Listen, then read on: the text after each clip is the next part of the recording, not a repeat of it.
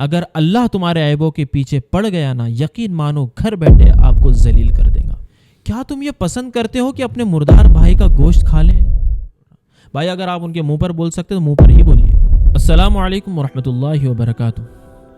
آج ہم بات کرنے والے ہیں ایسے گناہ کے بارے میں جو جتنا زیادہ سخت ہیں، جس کے بارے میں شریعت کے اندر جتنی زیادہ سخت وعیدیں آئی ہوئی ہیں، ہم لوگ اس کے اندر اتنا ہی زیادہ ملوث ہیں، اتنا ہی زیادہ ہم لوگوں کے بیچ میں وہ گناہ کامن ہو چکا ہے، اتنا زیادہ کامن ہو چکا ہے کہ ہم لوگ اب اس کو گناہ سمجھتے ہی نہیں۔ ہم آج بات کر رہے ہیں غیبت کے بارے میں۔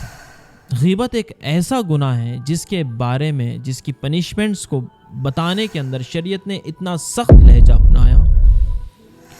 وہ صرف اخروی طور پر نقصان دہ نہیں ہے، وہ کلیکٹیولی معاشرتی طور پر بھی ہم لوگوں کے بیچ میں بھی وہ اتنا زیادہ ہارمفل ہے کہ اس کے نقصانات بے شمار ہیں۔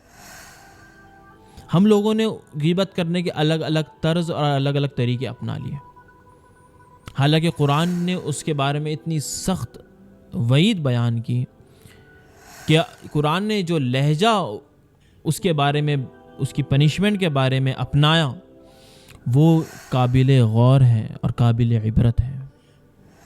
قرآن نے بہت ساری پنشمنٹس بتائیں، قرآن نے کسی کے اوپر طعنہ کرنے کی پنشمنٹس بتائیں، قرآن نے کسی کو گالی دینے کے بارے میں بتایا، کسی کے بارے میں، کسی کے اندر عیب نکالنے کے بارے میں بتایا۔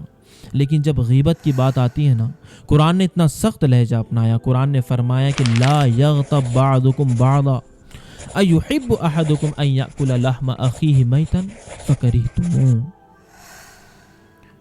کہ تم میں سے بعض کی غیبت نہ کریں۔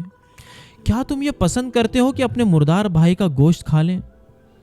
یقیناً تم اس کو ناپسند کرو گے۔ قرآن نے اتنا سخت لہجہ کیوں اپنایا؟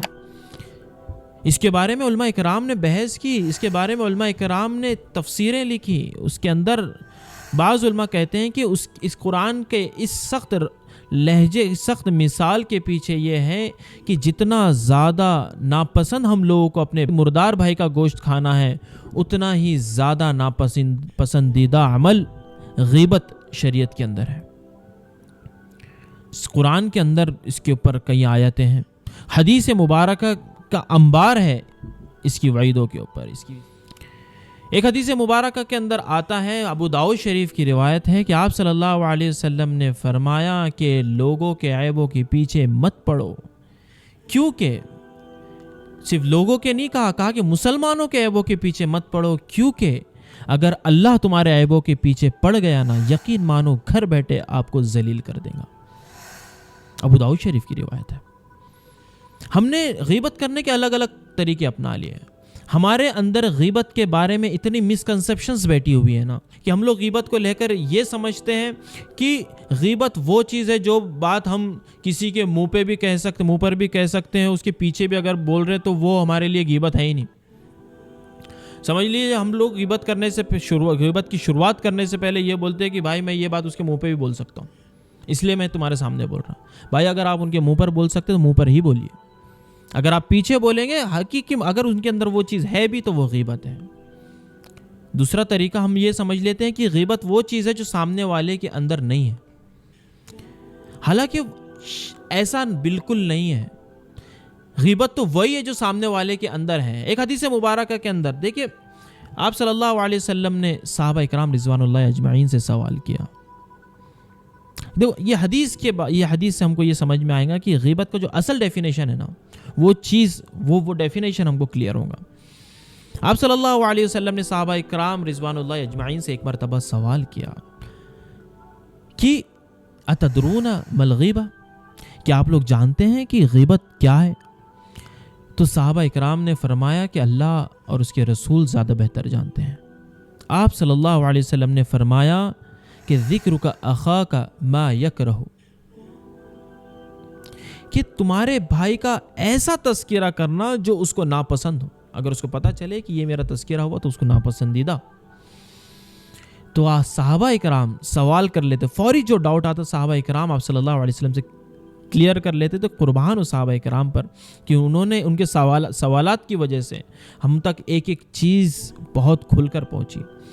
صحابہ اکرام نے پوچھا آپ صلی اللہ علیہ وسلم سے اگر وہ چیز اس کے اندر موجود ہو تو آپ صلی اللہ علیہ وسلم نے فرمایا کہ اگر اس کے اندر موجود ہو تو وہی غیبت ہے، ورنہ تو وہ بہتان ہے، اور بہتان اس سے زیادہ سخت ہے۔ ہم لوگوں کے اندر نا یہ چیز اتنی زیادہ کامن ہو گئی کہ کسی کے بارے میں بات کرنے کے بغیر ہماری مجلسیں مکمل نہیں ہوتی۔ ہمارے کنورزیشنز کی بیک بون بن چکے ہیں بیک سٹیبنگ، اور یہ جو بیک بائٹنگ ہے ہمارے کنورزیشن کی ایک بیک بون ہے۔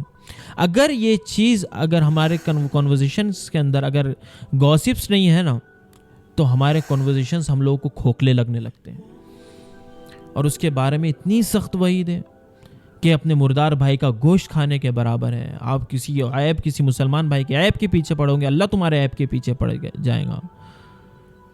اور آپ صلی اللہ علیہ وسلم نے کئی حدیثوں کے اندر اس کے بارے میں وعید بیان کی۔ یہ تو چند احادیث مبارکہ ہے جس کے اندر ہم کو سمجھ میں آیا، جس کے اندر ہم نے معلوم کیا کہ غیبت کتنا سخت گناہ ہے۔ ایسے کئی احادیث مبارکہ ہیں اور ایسی کئی قرآن کی آیتیں ہیں جس کے اندر غیبت کی مذمت آئی ہے، کیونکہ یہ شریعت کے مقصد کو ختم کرنے والی چیز ہے۔ تو اسی لیے ہم لوگ توبہ کریں اس چیز سے جس کو اللہ تبارک تعالیٰ نے اور شریعت نے اور آپ صلی اللہ علیہ وسلم نے اتنا زیادہ ناپسند کیا، تو اپنے آپ کو بچائیں ایسے گناہ سے، اور دعا کریں کہ اللہ ہم سب کو یہ جو ایک مہلک مرض ہمارے اندر پھیل چکا ہے، اللہ ہم سب کو اس مہلک مرض سے ہم سب کی حفاظت فرمائے۔ جزاکم اللہ خیر و احسن الجزاء۔